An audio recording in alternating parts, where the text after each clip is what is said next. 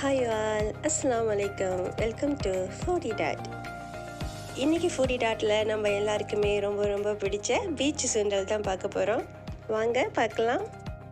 நான் இங்கே 250 கிராம் வெள்ளை பட்டாணி எடுத்திருக்கேன். அதை 7 to 8 மணி நேரம் நல்லா ஊற வச்சு எடுத்திருக்கேன். இதை இப்போ ப்ரெஷர் குக் பண்ணி எடுத்துக்கலாம்.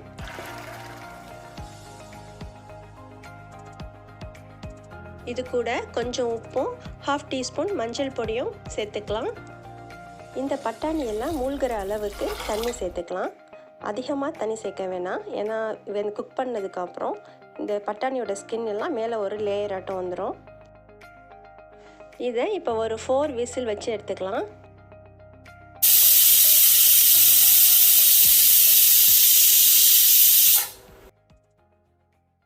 இந்த பட்டாணி குக் ஆகிறதுக்குள்ளே நம்ம ஒரு பேஸ்ட் ரெடி பண்ணிடலாம். ஒரு தக்காளி, ஒரு வெங்காயம், 2 பச்சை மிளகாய், 4-5 பூண்டு, இஞ்சி 1 இன்ச்சு அளவுக்கு எடுத்துக்கலாம். இது எல்லாத்தையும் ஒரு மிக்சியில் ஒன்றா கிரைண்ட் பண்ணி எடுத்து வச்சுக்கலாம். இப்போ இந்த பட்டாணி நல்லா குக் ஆகிருக்கான்னு பார்க்கலாம்.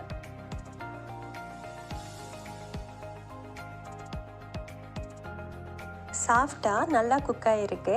இப்போ நம்ம சுண்டல் செய்ய ஆரம்பிச்சிடலாம். ஒரு கடாயில் 1 டேபிள் ஸ்பூன் அளவுக்கு எண்ணெய் சேர்த்துக்கலாம். அது நல்லா சூடானதும் கொஞ்சமாக பெருங்காயத்தூள், 1 டீஸ்பூன் மிளகாய்த்தூள், 1 டீஸ்பூன் கரம் மசாலா, இது எல்லாத்தையும் சேர்த்து லைட்டாக மிக்ஸ் பண்ணிக்கலாம். கருகிடாமல் பார்த்துக்கோங்க.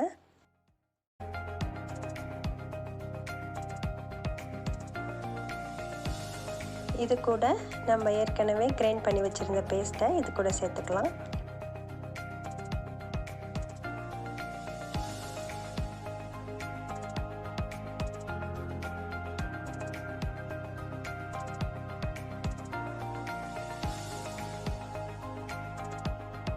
இப்போது இந்த மசாலாவுக்கு தேவையான உப்பு சேர்த்துக்கலாம். இதில் உள்ள பச்சை வாசனைலாம் போகிறதுக்காக ஒரு 5 மினிட்ஸ் மூடி போட்டு குக் பண்ணிக்கலாம்.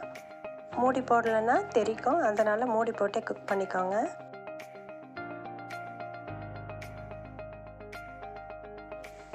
இப்போது பச்சை வாசனைலாம் போயிடுச்சு. மசாலா ரொம்ப வாசமாக இருக்குது. இது கூட நம்ம வேக வச்சுருந்த வெள்ளை பட்டாணியை சேர்த்துக்கலாம்.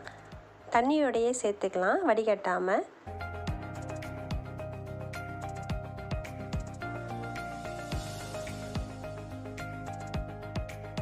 இது கூட ஒரு 1/2 டீஸ்பூன் சாட் மசாலா சேர்த்துக்கலாம். அப்போ தான் ரொம்ப நல்லாயிருக்கும்.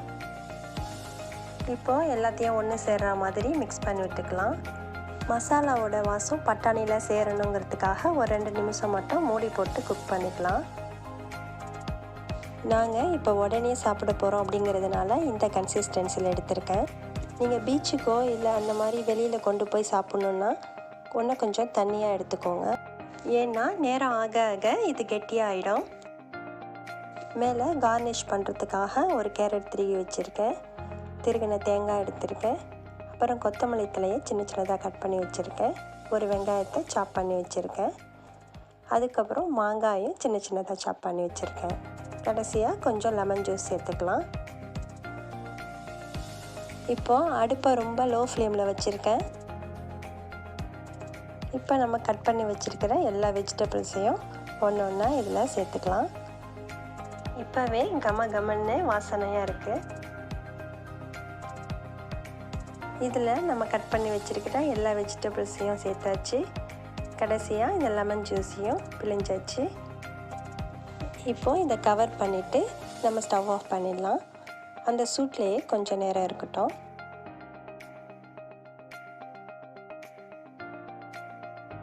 இப்போது நம்ம சுண்டலை திறந்து பார்த்துடலாம். செம்ம ஸ்மெல்லு.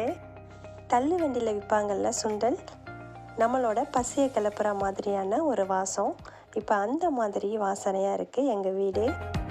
இதை சூடாக சர்வ் பண்ணோம் அப்படின்னா ரொம்ப நல்லாயிருக்கும். இன்றைக்கி பார்த்திங்கன்னா சரியான மழை.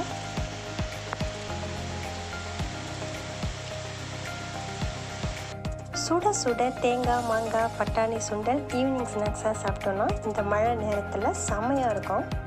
இந்த ரெசிபியை நீங்களும் செஞ்சு உங்கள் ஃபேமிலியோடு சாப்பிட்டு என்ஜாய் பண்ணுங்கள். இந்த வீடியோ உங்களுக்கு பிடிச்சிருந்தா லைக் பண்ணுங்கள், ஷேர் பண்ணுங்கள், Foody.ட சப்ஸ்கிரைப் பண்ணுங்கள். Thank you so much for watching.